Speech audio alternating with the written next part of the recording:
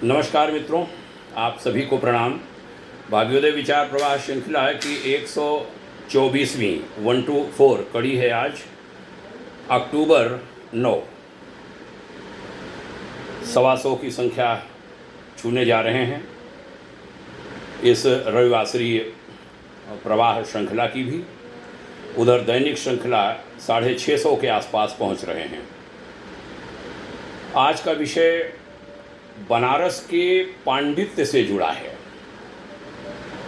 बनारस यानी हमारी काशी बड़ा सुंदर प्रसंग है।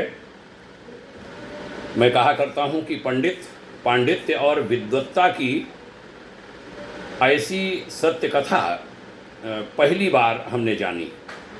नमन है श्री जगन्नाथ शास्त्री जी को, पंडित राज को, और बादशाह शाहजहाँ की पुत्री लवंगी को। हमारे हरिद्वार के वरिष्ठ कलमकार श्री कौशल सिखोला जी से हमें ये प्रसंग मिला था। उनको साधुवाद भी कहता हूँ। आज मन किया कि इसे मैं साझा करूँ।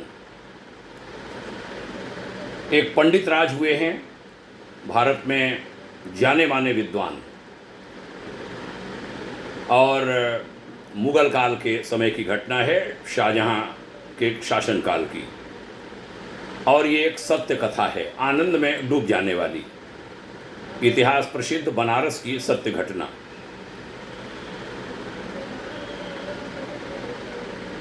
जब 52 सीढ़ी ऊपर चढ़कर गंगा जी ने पंडित राज को और उनकी पत्नी लवंगी को अपनी गोद में ले लिया था, गंगा लहरी सुनकर माता गंगा ने, गंगा लहरी रचने की एक महान गाथा है, जिसके बारे में पंडित राज ने स्वयं काफ़ी कुछ वर्णन किया।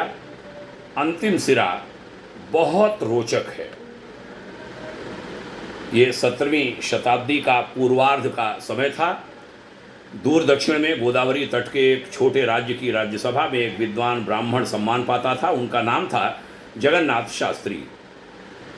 साहित्य के प्रकांड विद्वान, दर्शन के अद्भुत ज्ञाता, इस छोटे से राज्य के महाराजा चंद्रदेव के लिए जगन्नाथ शास्त्री सबसे बड़े गर्व थे। कारण यह कि जगन्नाथ शास्त्री कभी किसी से शास्त्रार्थ में पराजित नहीं होते थे।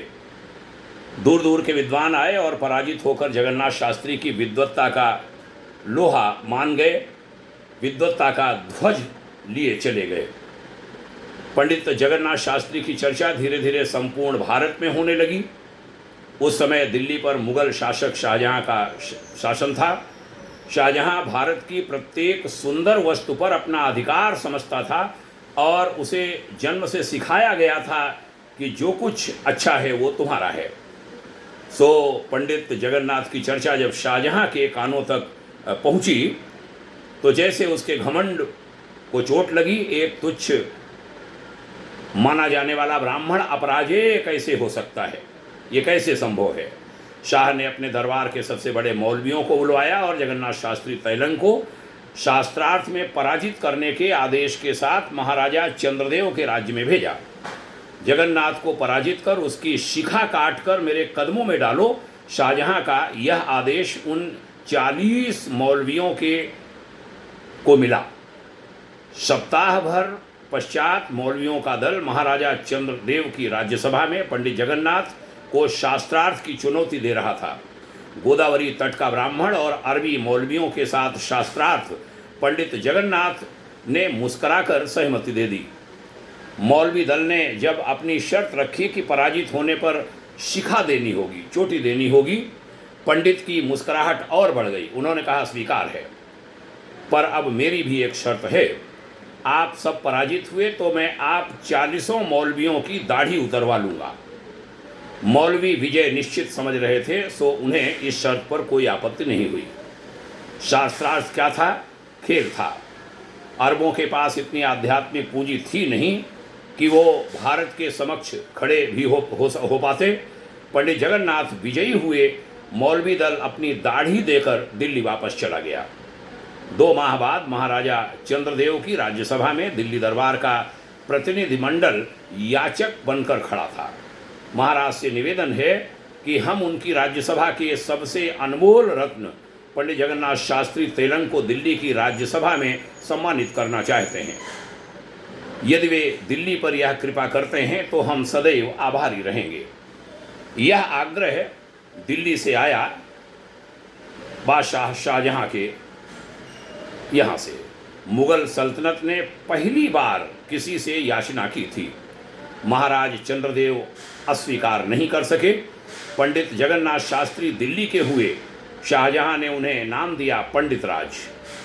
दिल्ली में शाहजहां उनकी अद्भुत काव्य कला का दीवाना था, तो युवराज दारा शिकोह उनके दर्शन ज्ञान का भक्त। दारा शिकोह के जीवन पर सबसे अधिक प्रभाव यदि पड़ा तो वो पंडित राज का था, और यही कारण था कि मुगल वंश का होने के बाद भी दारा हिंदू दर्शन का महान विद्वान बन गया था।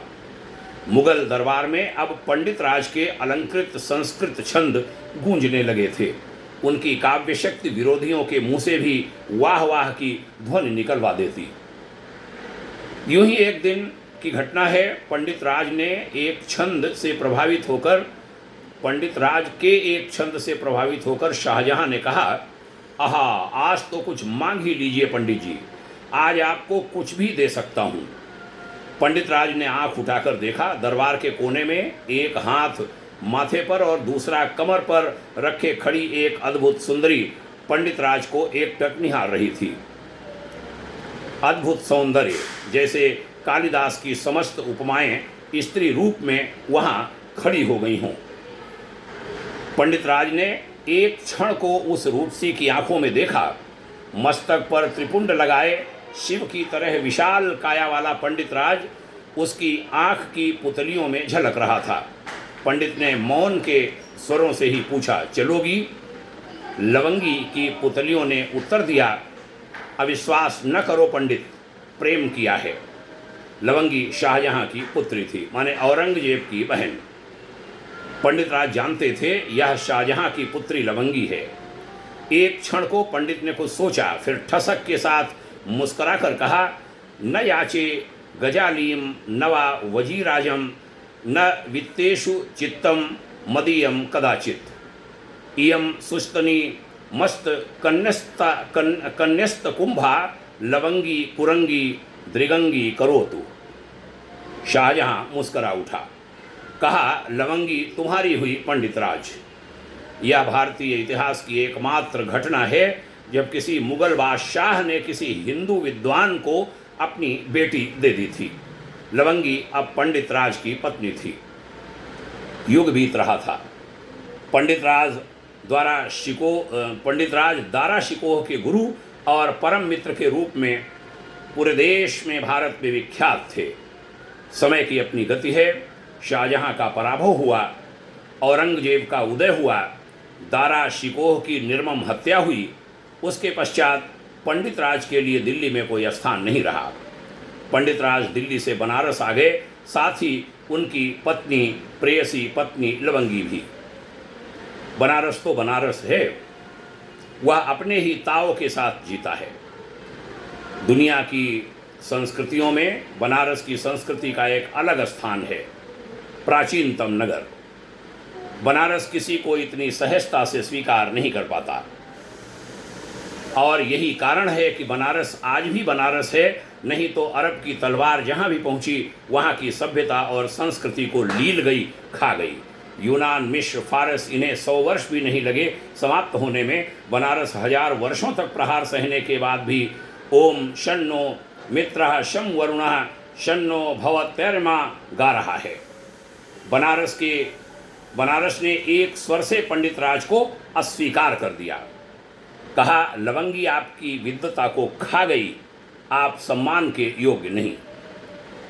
तब बनारस के विद्वानों ने पंडित अप्पय दीक्षित और पंडित भट्टोज दीक्षित का नाम उस समय वहाँ के विद्वानों में टॉप का था, सबसे प्रमुख था। पंडित राज का विद्वत समाज से बहिष्कार इन्हीं दोनों ने करवाया था। पर पंडित राज भी पंडित राज थे और लवंगी उनकी प्रेयसी। जब कोई कवि प्रेम करता है तो कमाल करता है। पंडित राज ने कहा, लवंगी के साथ रहकर ही बनारस की मेधा को अपनी सामर्थ्य दिखाऊंगा। पंडित राज ने अपनी विद्वत्ता दिखाई भी।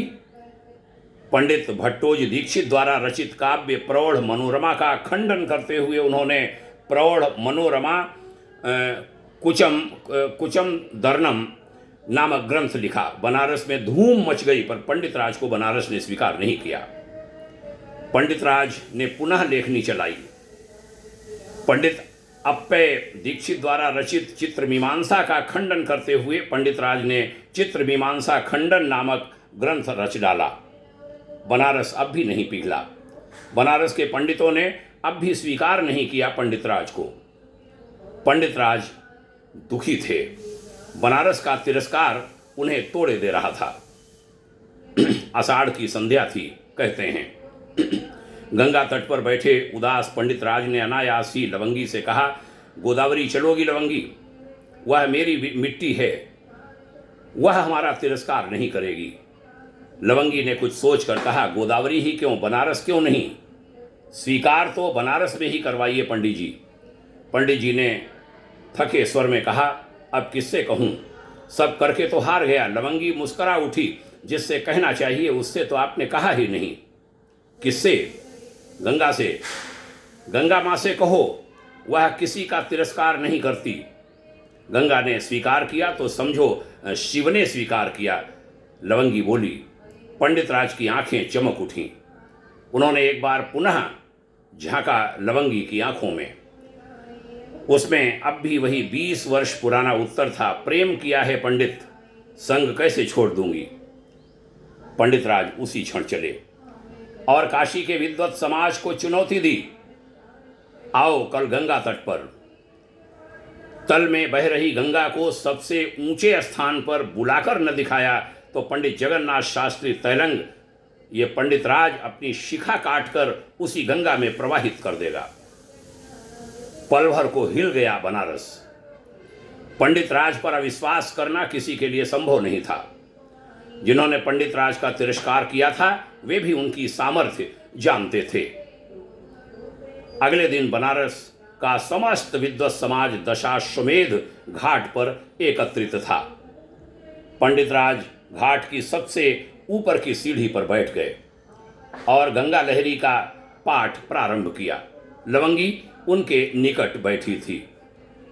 ये जहां दोनों बैठे थे वहां से 52 सीढ़ी नीचे गंगा बह रही थी। पंडित राज ज्यों-ज्यों श्लोक पढ़ते गंगा एक एक सीढ़ी ऊपर चढ़ाती। बनारस की विद्वता आंखें फाड़े उन्हें निहार रही थी, गंगा मां को और पंडित राज को। गंगा लहरी के 51 श्लोक पूरे हुए। गंगा 51 सीढ़ी चढ़कर पंडित राज के निकट आ गई थी। पंडित राज ने पुनः देखा लवंगी की आंखों में। अब की बार लवंगी बोल पड़ी, क्यों अविश्वास करते हो पंडित, प्रेम किया है तुमसे। पंडित राज ने मुस्कुराकर 52वां श्लोक पढ़ा। गंगा ऊपरी सीढ़ी पर चढ़ी और पंडित राज लवंगी को गोद में लिए नीचे उतर गईं। बनारस स्तब्ध खड़ा था, पर गंगा ने पंडित राज को स्वीकार कर लिया था। तट पर खड़े पंडित अप्पय जी दीक्षित ने मुंह में ही बुदबुदाकर कहा, क्षमा करना मित्र, तुम्हें हृदय से लगा पाता तो स्वयं को सौभाग्यशाली समझता, पर धर्म के लिए तुम्हारा बलिदान आवश्यक था। बनारस झुकने लगे तो सनातन नहीं बचेगा। शताब्दियां बीत गईं। बनारस है, सनातन है, गंगा है, तो उसकी लहरों में पंडित राज भी है। ये पंडित राज की कहानी हमने आपसे साझा की। श्री जगन्नाथ शास्त्री गोदावरी तट से गंगा तट पर आए थे। वह ये हमारा भारत, भारत के विद्वान, भारत के पंडित, भारत का पांडित्य अनोखा अनूठा। बनारस की भी अपनी शान, लेकिन पंडित राज की भी अपनी शान। नमन है पंडित राज को, नमन है भारत की उस महान संस्कृति को जो पंडित राज जैसे, जो जगन्नाथ शास्त्री जैसे विद्वान देती है। आपने यहाँ तक सुना, इसके लिए बहुत आभार, बहुत धन्यवाद, ढेर सारी शुभकामनाएं। जय हिंद। ओम शांति।